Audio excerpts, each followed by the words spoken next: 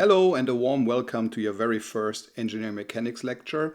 Actually, this is not even the first lecture, this is what comes before the first lecture, because today I want to use this very brief video to introduce you to the upcoming lecture format and to show you how we're going to approach these lectures in the future. So let's get started and let's take a look at what we're going to do throughout the semester.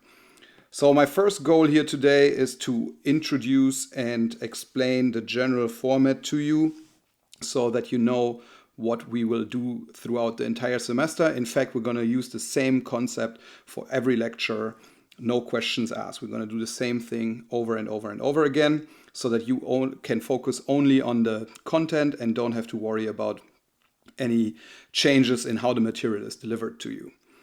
So, in other words, I want to exemplify to you how I will break down each lecture throughout the semester.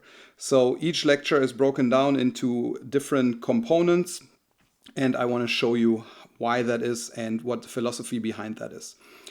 And then I want to demonstrate to you the fill in the blank concept that this lecture format will use.